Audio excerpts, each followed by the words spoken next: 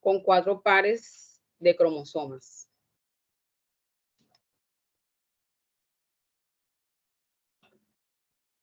Bueno, hablemos ahora del proceso del ciclo celular. El ciclo celular es el proceso que experimentan las células para crecer, replicar su ADN y dividirse. Este proceso es posible mediante la mitosis y mediante la meiosis. Hablemos de la mitosis. La mitosis se encarga de la división de las células somáticas, que son las células del cuerpo, o sea, las células del cuerpo que no son las células reproductivas. Por ejemplo, cuando hablamos de las células somáticas, hablamos de las células de la piel, las células del sistema nervioso, entre otras. La meiosis es el proceso de la división celular que ocurre en las células germinales o reproductivas. Para producir gametos y óvulos, gametos, que son los óvulos y los espermatozoides en los organismos sexuales. En resumen, la meiosis es crucial para la reproducción sexual y la generación de la diversidad genética.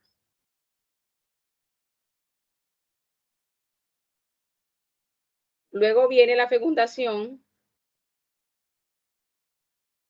en la cual al unirse los gametos dan origen a una de las células hijas diferentes con la mitad heredada del espermatozoide y la mitad del óvulo. Este proceso de duplicación mediante la meiosis da origen a 4 células hijas. Este proceso es lo que determina la variabilidad genética en el momento de la fecundación.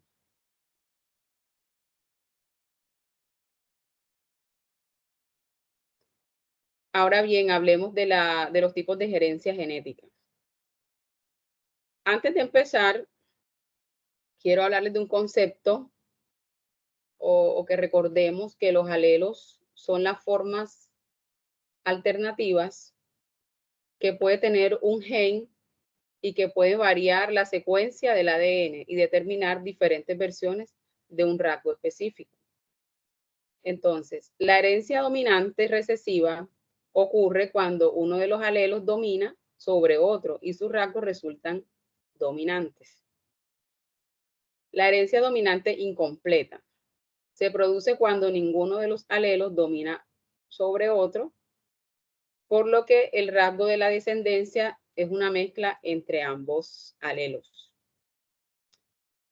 La herencia poligenética sucede cuando una característica individual es controlada por 2 o más pares de genes y se expresa en una forma pequeña de diferencias, es decir, esto se ve en la altura, en el color de piel, en el peso corporal. La herencia ligada al sexo ocurre cuando los alelos se encuentran en los cromosomas sexuales, corresponden al par número 23, que están representados por el signo XY en el varón y el XX en la mujer. Los hombres solo pueden pasar su cromosoma X a sus hijos varones, por lo que ningún rasgo ligado a X es heredado del padre o viceversa. Un claro ejemplo de esto puede ser la condición o el daltonismo, que es una condición de una persona que tiene dificultad para distinguir ciertos colores. Entonces, el gen responsable de esta condición es el gen X, es decir, que en este caso, la madre es la que transmite esa condición. Los hombres son más propensos a padecer de esta condición, ya que ellos solo poseen un cromosoma X. En las mujeres, como tenemos 2 copias de este mismo gen, si hay un gen recesivo que causa alguna enfermedad, el otro gen normal puede corregir esta condición.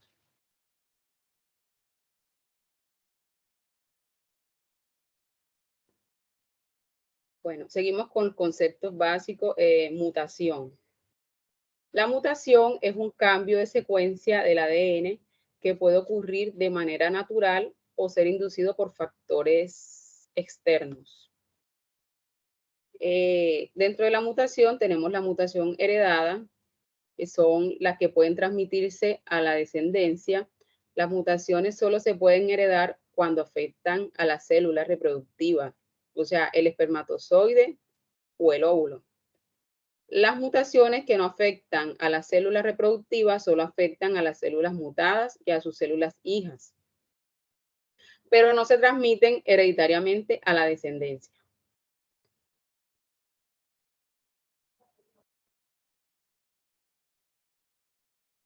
Damos paso a mi compañera Liliana, que continúa con los conceptos básicos.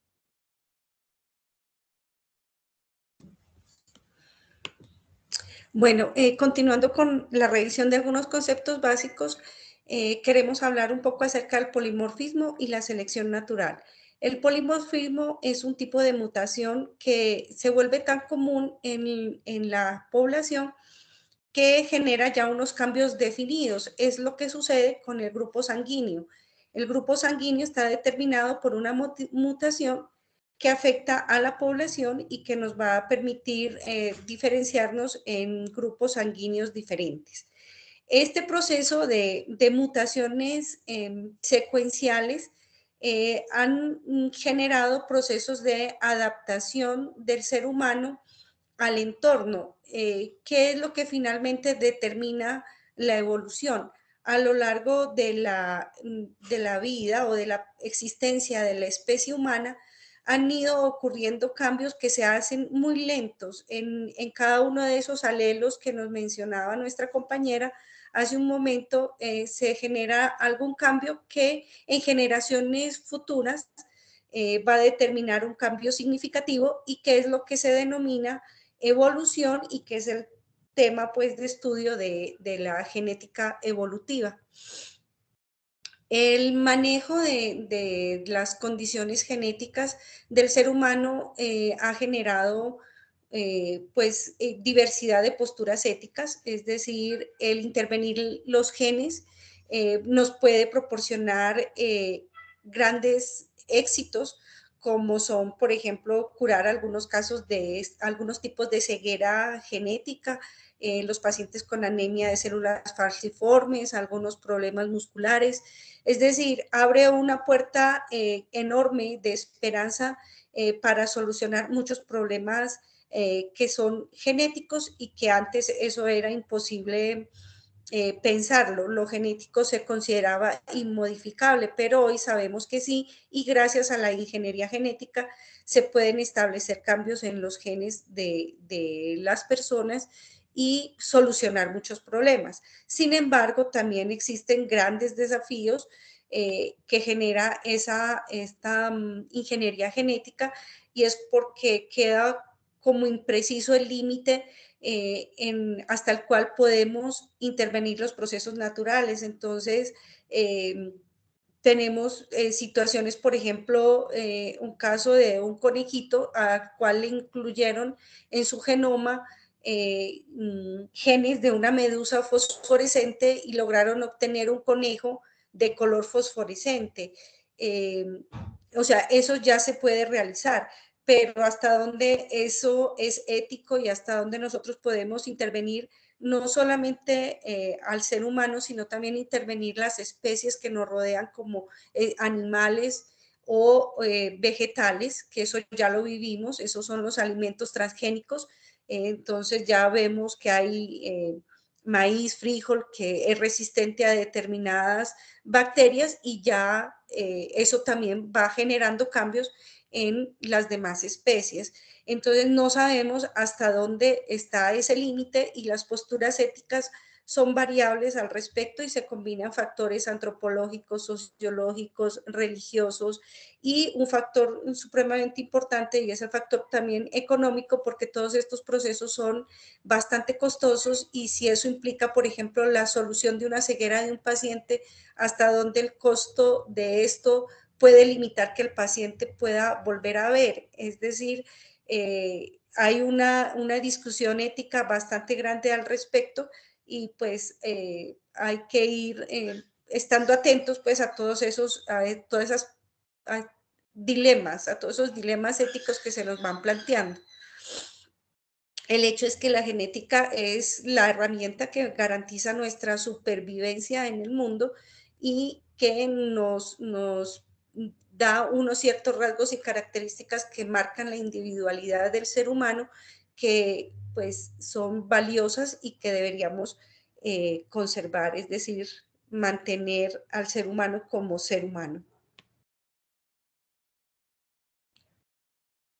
Entonces, a manera de conclusiones, podemos decir que la genética como ciencia que estudia la herencia genética, pues es fundamental para entender algunas condiciones que tienen los pacientes, no solamente como enfermedades o rasgos, sino también en el contexto de la psicología y algunos rasgos de personalidad o algunas predisposiciones, por ejemplo, a la violencia en determinado tipo de personas que están determinadas genéticamente. Eso ya se tiene conocimiento de algunos de estos comportamientos.